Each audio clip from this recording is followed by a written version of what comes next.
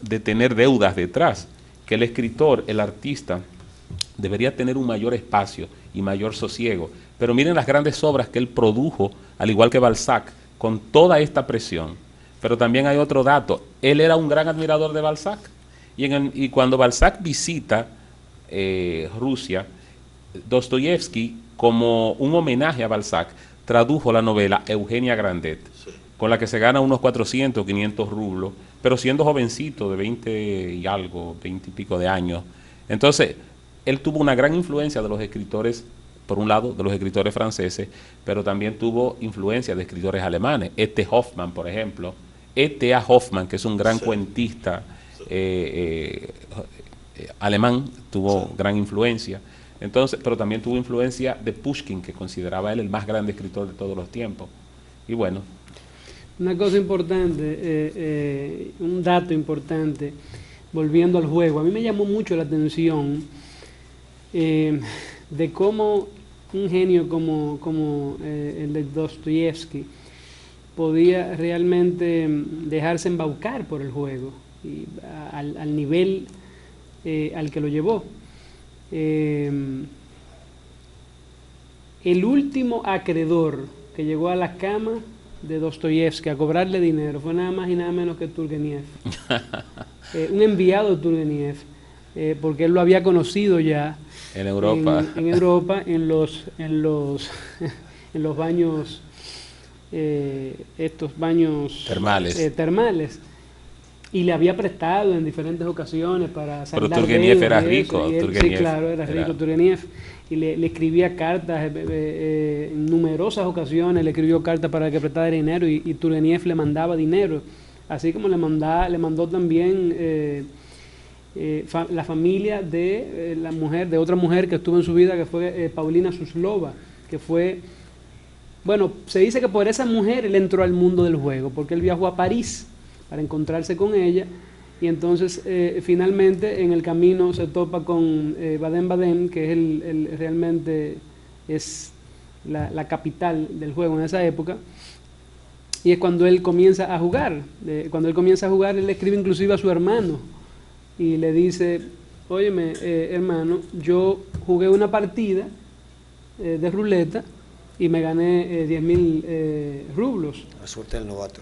Sí, me gané 10.000 rublos. Entonces al otro día, claro, con un método del juego que yo mismo me inventé. Entonces al otro día fui y perdí todo lo que jugué. Pero entonces, ¿por qué no jugué con mi método del juego?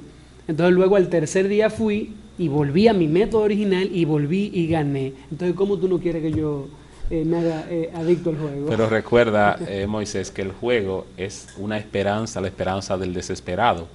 Y Dostoyevsky es un desesperado, entonces esa es su esperanza. Claro. Sin embargo, consigue vivir de la literatura, que no era nada fácil en aquella época ni ahora. Entonces, es verdad que él tenía mucha presión, porque antes muchas de las obras se editaban como por fascículos, por entrega. Por entregas, y entonces luego se sigue haciendo con la radio, pero en aquella época, sí, en aquella época eran revistas. Por eso llegó a crear una revista también con su hermano en un momento dado, una pequeña editorial, porque parece que la gente se embelesaba, se interesaba en la novela porque la leían en cada entrega que salía de la revista. Entonces, bueno, pues por ahí empezó a coger cierta fama. Pero tal y como estaba la comunicación en aquella época, era milagroso que alguien pudiera triunfar como para que editoriales les encargaran escribir. Y vivía mal, porque vivía mal, pero vivía de las letras. Él no se le conoce ningún otro oficio que no fuera el de escritor, pobre pero escritor al fin. Claro. En esa, por ejemplo, novela de Pobres Gentes, él ya comenzó a plasmar eso que tú decías de la novela psicológica. Muchos inclusive, crean un acercamiento entre estas primeras novelas y la novela en general de Dostoyevsky con la novela negra, con la novela detectivesca, porque él usa esos matices y usa realmente el crimen, usa las pasiones humanas hasta los más bajos niveles. Y aparte de eso, él acerca al protagonista, o al narrador, mejor dicho, hacia su interior. El narrador en la novela de Dostoyevsky no es el simple narrador omnisciente, sino que va más allá de eso. Es un narrador que participa y que entra a la novela con reflexiones y participa de la misma hora como un personaje también. Eso es una de las características. Quizás los otros géneros novelísticos sean subgéneros frente a la novela psicológica a partir de ese experimento importante de Dostoyevsky, que lógicamente es fruto de sus propias vivencias y de su propia concepción del mundo. Oscar decía ahorita lo que había vivido Dostoyevsky en la cárcel, la Casa de los Muertos, y de hecho escribió una novela sobre eso y narra en la novela cómo es el ser humano cuando está agrupado, cuando está rebajado a una condición prácticamente animal y que saca otros alientos, que son los alientos que lo hacen ser justamente ser humano pensante, con sentimiento, con alma. Y es que estar junto, como él decía, la inmundicia, el sucio del piso era más o menos de 1 pulgada y ellos resbalaban con el lodo de todo ese sucio y tenían que estar, no se podían ni siquiera agachar, estaban demasiado cerca para eso. Entonces, la condición humana de la que habla André Malraux justamente en su novela homónima de ese mismo nombre, eso es que se ve de manifiesto cuando el hombre está tan cerca de la miseria, dentro de la miseria, y cuando nota que otros hombres también lo están.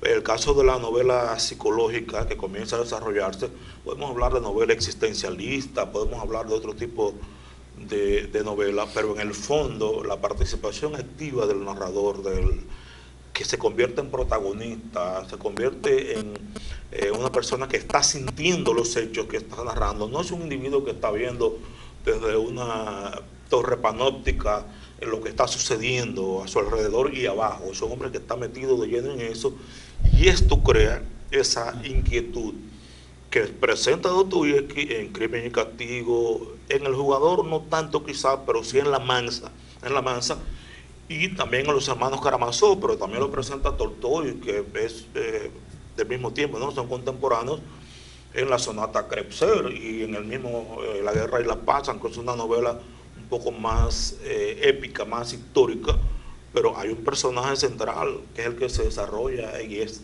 la visión del autor extrapolada hacia el ser literario. Y todo esto, esta visión de Dostoyevsky de 1850, 1860, debemos recordar que Dostoyevsky muere en 1881, toda esa visión es lo que crea el zócalo, la zapata para la creación de la novela psicológica que nosotros todavía hoy día estamos conociendo, con la novela de Sartre, con la novela de Camus, la de Germán Hesse, con la novela de Alberto Moravia, con las novelas de muchos escritores latinoamericanos, como es el caso de Ernesto Sábato, por ejemplo. O sea, la importancia de Dostoyevsky como escritor es una, y la importancia de Dostoyevsky como precursor de la creación dentro de la novela moderna, ¿no? El género de la novela psicológica, y dentro del género de la novela psicológica los subgéneros que corresponden a la filosofía dentro de la novela, a la historia dentro de la novela y al personaje, la psicología del personaje también dentro de la novela. Hemos hablado aquí de muchos autores cuyo ascendiente es Dostoyevsky. Hablan mucho de la influencia de Dostoyevsky en sus propias obras. Vamos a recordar un montón de autores precisamente por eso, porque fue un poco el precursor de esa novela psicológica, porque la verdad es que el centro es el hombre y todas sus miserias. Y entonces ese juego de sentimientos se ha utilizado por muchos autores después que han profundizado en el tema, pero un poco con la base de Dostoyevsky. Quizás nosotros debamos hacer un programa especial para hablar de por qué surge en el siglo XIX en Rusia la pléyade de escritores que surgió. ¿Cuáles fueron los elementos históricos importantes, los elementos psicológicos, y qué tanto influyó el hecho de la revolución industrial de 1700 y algo, 1778, 79, en Inglaterra, y otros movimientos históricos importantes y sobre todo movimientos económicos? ¿Por qué se da que en Rusia aparecen juntos Tolstoy, Dostoyevsky, Lermontov, Goncharov, Pushkin más o menos muere, pero más o menos comparten la época? Aparece también Turgeniev, Turgeniev. ¿Por qué aparecen tantos?